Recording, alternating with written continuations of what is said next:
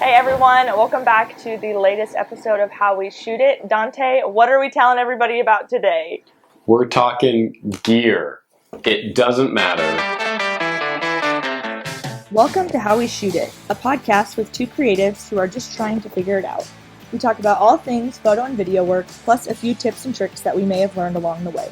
Here's the latest episode. As the cliche says, but it also does matter depending on what you want to do with it. We're talking gear, whether you're just starting out, we'll go over some gear that you want to get and then do some more advanced things depending on, kind of your needs. We're talking all things just tech heads, gearheads. That's what they're called. We're talking gear. We're being gearheads. Gearheads, spec nerds, pixel peepers. All the things. All of the above. All the things. Okay. Well, let's start out with the basics. Why don't we kind of explain what gear we use to get started? Because I feel like that's my most frequently asked question. What camera do you use? What lens do you use? That kind of stuff. And let's just debunk this myth, though.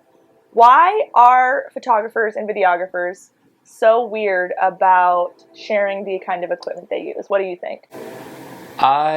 We talked about this a little bit in the last episode in terms like the gatekeeping of the creative community and how for some reason your gear seems to be, when you get asked this question, you think that your gear has a lot more part to play in your end product than it probably actually does. So I shoot on a Canon R5. I could take a very, very, very similar, if not the exact same photo with a Sony a7S III, any camera that had a relatively same size sensor, relatively same color science, I could take the exact same. Like, that is not what defines, my style, my whatever. But when you get asked this question, it almost feels like people are trying to, copy you in a sense, which is not at all what's happening. They're just trying to, get into that space. So it does just kind of go back to, what we talked about in the last episode of, people thinking like, what's your angle and asking this? You're just going to buy my gear and try to emulate me, and I don't want that competition wise. I think that's kind of what it goes back to. What are your thoughts on that? Yeah, I think that people think that the camera does all the work, and that's true to some extent, but I feel like my shots, as I've progressed through, DSLR to mirrorless, to prime lenses and all that good stuff, I feel like my shots and my style of shooting hasn't changed. The only thing that's changed is the quality of the product and maybe some sharpness of image, if you want the technical term. But yeah, at the end of the day, if I am truly a creative, if I'm truly creating a one-of-a-kind product, then it has nothing to do with my equipment and everything to do with my brain, which no one else can have. So yeah, this gatekeeping around, well, if you get my camera, you'll do the same thing. I mean, not really. Like, the amount of times that I'll hang out with creatives and we're shooting together and we get the same shot, rarely, if ever, and everybody's using fairly nice equipment. It's just this unrealistic, standard, I think, that people put on equipment, that if you have it, you can do it too. And to some extent, that's true, but to a true creative's or a true photographer, videographer's extent, that's not true, because the gear is just getting what's in your head out into the world. So that being said, let's jump right in. I guess I don't know, I'm really passionate about helping people get started, and so I'll kind of speak to what I use to get started.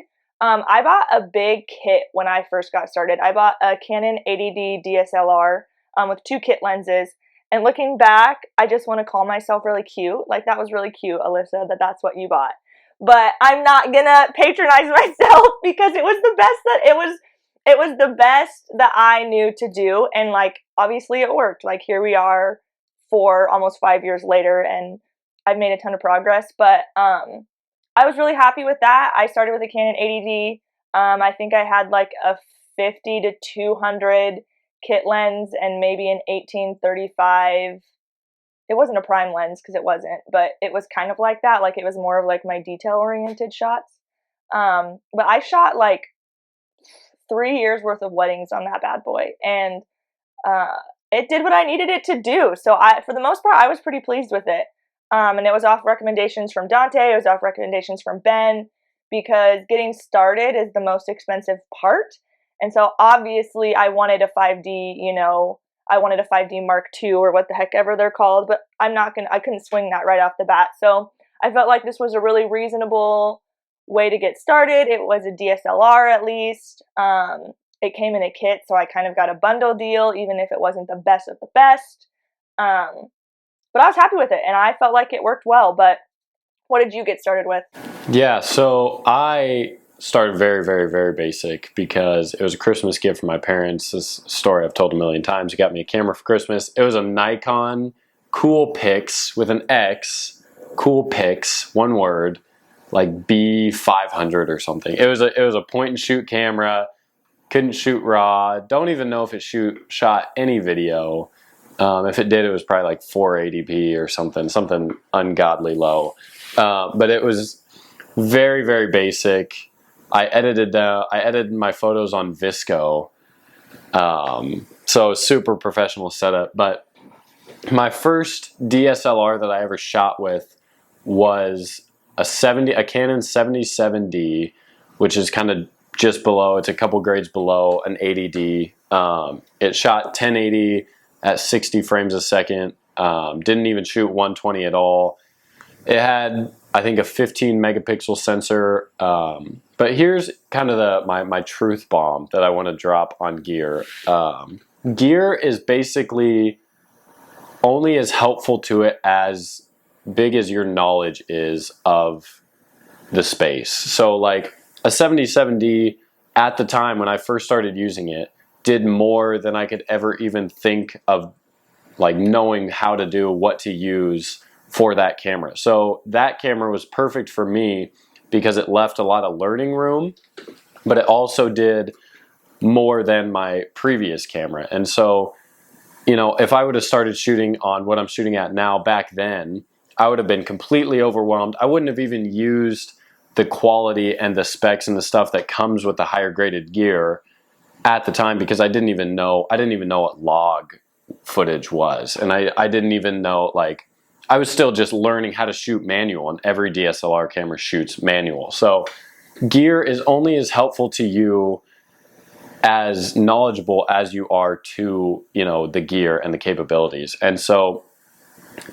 when people always like ask me, everybody that asks somewhat of an established creative that kind of has their feet on the ground, like, what gear should I start out with? A lot of times it's not the gear that me or you is using currently, even though maybe that would be the best choice in terms of the most capabilities.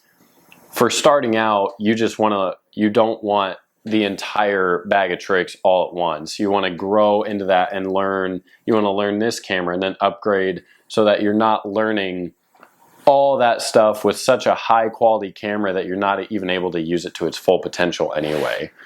And so basic stuff is not, I'm a strong believer you shouldn't start with, a red cinema camera or an R5, like the higher end stuff, because you need to learn the basics that every camera has before moving on, so you can actually use those higher end cameras to their full potential. And so, beginner gear, typically the budgetary way I try to kind of start out with it, I try to keep, people buying their first camera like $1,200 or less for, a camera and a lens. The kit type stuff is a great way to go, because you get, you usually get like a wide and a zoom lens, or one lens that goes like from 24 all the way out to 200 like you started with, and you get the camera, so you don't have to pay, like right now I'm recording on a like $7,000 setup, so typically that's just unattainable. Yeah, just can't, not everybody can do that. You just can't swing that when you're wanting to get started.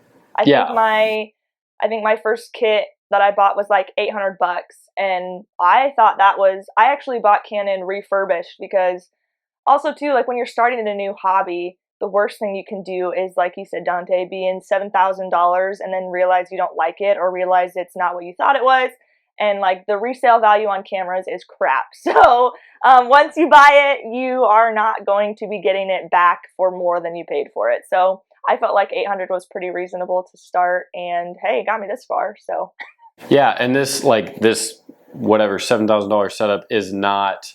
I didn't drop that all in one day. I couldn't even afford this camera when I bought it. I ended up financing it over a year, and then the lens I ended up just being able to afford 3 or 4 months later. And so like this is an accumulation of things. As I grew into these lenses, these cameras, that's when I bought them, not just like right off the bat, oh, this is the best camera this guy said, so I'm going to go buy it. And so, yeah, beginner stuff, you know, $1,000 or less, you're probably getting a pretty good bang for your buck. Once you feel like, you know, you can go out to any shoot and you will not have an issue with it, with the camera, you will know exactly what to do with it, what settings, what menus to hit, then, you know, you can upgrade to a higher end camera. And so why don't you go ahead and talk about, you know, your favorite gear that you've acquired over the years and why it is your favorite, what it does for you. yeah. So I shot on the 5Ds for a long time when I was doing a lot of sports photography. And Ben, our bestie and our leader, he loves the Mark V. He loves it so much that he actually prefers it over mirrorless. Then I switched to the DSLR 80D, and then from there I made the big jump to mirrorless. Mirrorless, honestly, I don't really understand specs that well, but I just understand that it's a better camera and it shoots sharper image, and I'm here to tell you that is true. So I made the jump from DSLR to, I just went with the EOS R, just the flagship camera. You guys, honestly, none of these like terms even matter, but you do have to know them to sound like what you're talking about. So if I sound like I'm unsure, it's because I am, but I promise I know how to work the camera. But it was just the most basic mirrorless camera you could get. I didn't want to spend and couldn't just drop like $3 to $5 grand on any of the, you know, R5, R6, R7, any of those, you know, really high quality cameras. But I did my research and I felt like I'm very much a middle of the road person when it comes to gear. Like, I don't need the worst, but I don't need the best. I just need somewhere right in the middle. And I felt like the EOS R was the way to go for that. And since then I have loved it. The reason I ended up not going with the Marks was because they're just bulky. Like, they're a big camera. And after shooting state volleyball and going up and down, you know, PBA to Vanny up the flights of stairs 87 times, you realize how important it is to have something that's a little bit lighter and easier to carry. So the EOS R is really light. I think it's a really sleek camera. It doesn't have all the bells and whistles on the outside. You definitely have to know where your settings are and how to like maneuver through the interface of the camera to be able to use it. But it's really sleek. Like, sometimes I'll carry it around and I think that it'll look too simple. Like, it's like not a bulky camera that like stands up to the rest of them. But I've loved it. And then at work, I do have a little bit higher quality of a camera, and I shoot on the R6, which was recommended by yours truly. And I love that one too. It's just, that one's a little bit bigger. The bells and whistles are on the outside, so you just have a quicker time changing between settings, which isn't a make or break thing, just really a personal preference at that point. But then 90% of the time I am shooting on a 7200 mirrorless lens, which I love more than anything. I know it will be my next big purchase, to have one for myself. I think it completely changed the game on my sharpness and clarity of all my photos. And then for just like day-to-day stuff, I bought a 35 mirrorless lens, and it is perfect. I love it. It does a lot. You have to work a little bit harder to get it to do what you want it to do. And by work harder, I mean like really move and angle with your shots, or move and think about the angle of your shots, just because it is a prime lens. But it gives me a lot of options to do a lot of different things. So those are my two main lenses, my main bodies. But yeah, what are you using these days? Yeah. So quick clarification. Ben shoots on the 1DXs. And yes, they're massive. Ben, if you watch this, I just want to ask how you ever fit that in a camera bag ever. He always They're has like just 8 huge. backpacks. Like, That's how. they're giant. Like the first camera bag that I ever owned, I could not fit it. I had to lay it like it was like this tall. I had to lay it flat and morph the bag itself to zip it up and get it to fit. So, but you know, when I do go down and shoot at PBA or Devaney or whatever, almost everybody's shooting on a 1D for sports. It's kind of a sports wildlife flagship camera. It's that like that's what it's really, really good at. So when I do go down there, to your point, shooting with a tiny little R5, I have no people are like, right. And that's where this guy's a rookie. That's where this like idea of your gear defines you comes into play, because yeah, you're down on the floor with these guys with these big giant cameras with these big giant lenses, which honestly is more about the evolution of evolution of technology and ability to fit like more stuff in a bigger body. Like, just like all you youngsters wouldn't know that cell phones used to be this big. Like, that's just how it goes. And so really the size of your camera doesn't matter, but it definitely feels like it does when you've got these super old-timer photographers with their big giant cameras and their big giant lenses.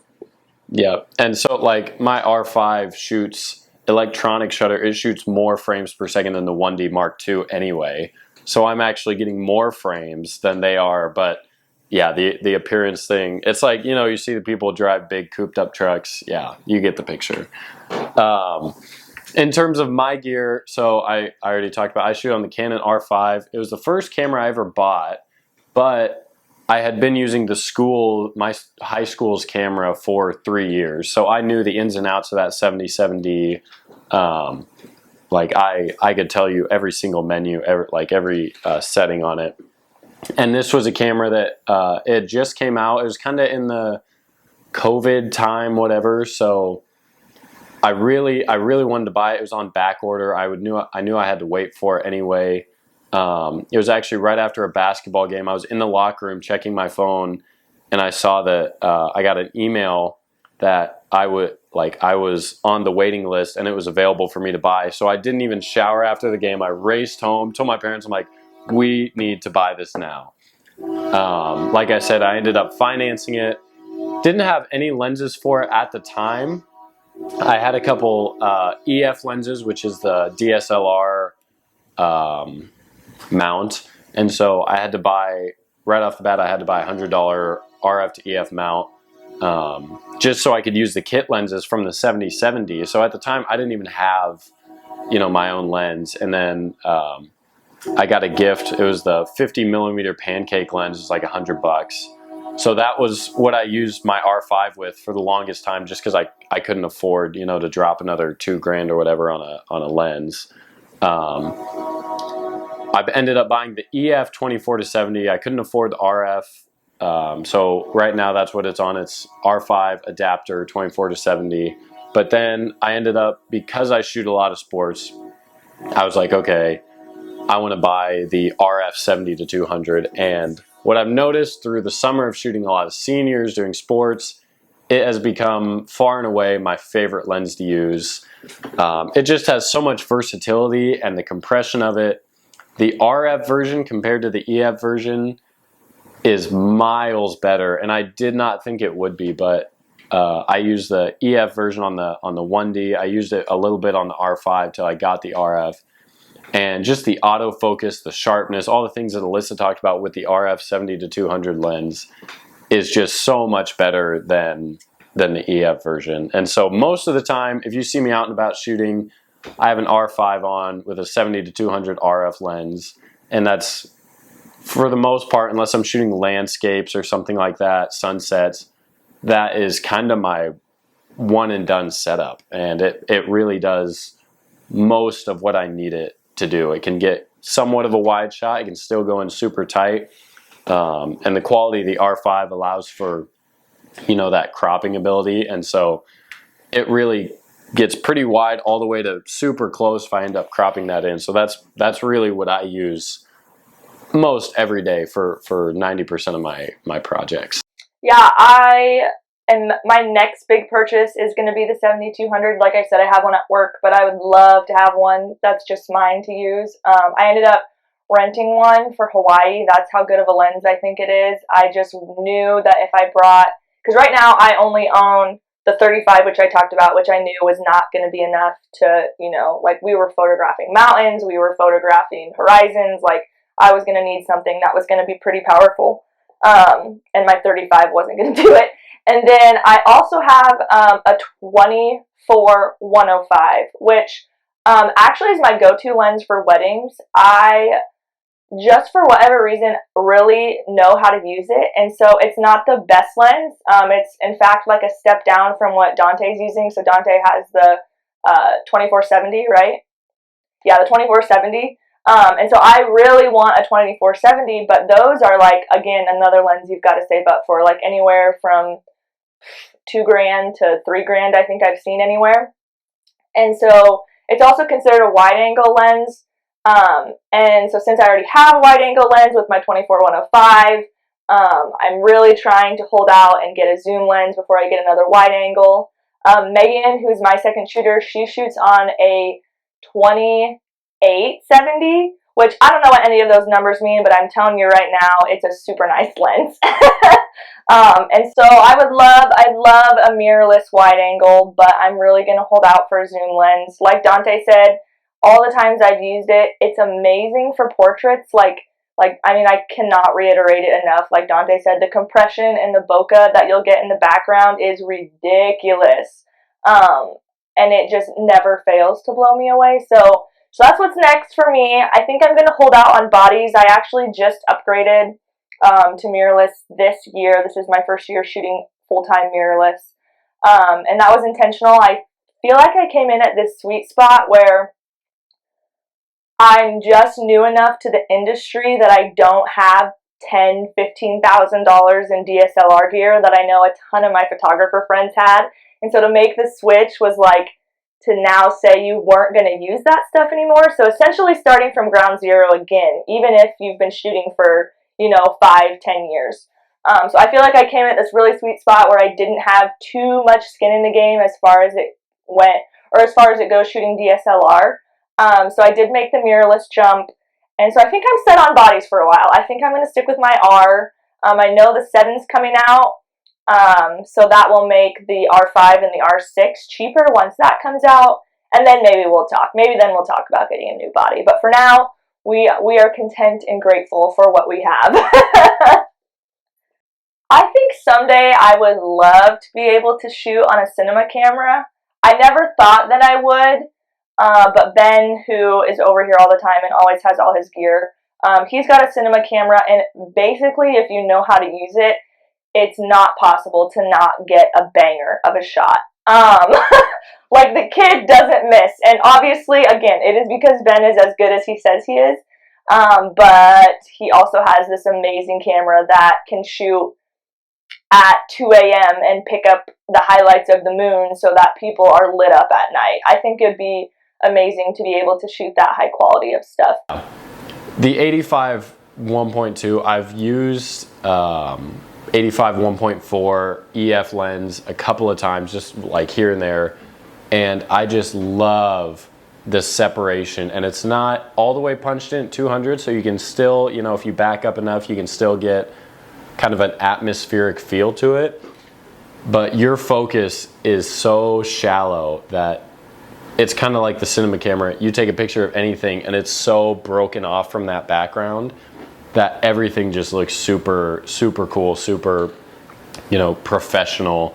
And so if I were to add something to a wish list, it would be probably the 85 1.2 RF lens. With that, I hope you guys, learned a little bit about some gear. I hope we could, instill some insight into, if you're just starting out, if you're more advanced, kind of what gear we use, what gear, we kind of recommend. This was episode 3 of How We Shoot It, and we'll see you guys in a couple weeks.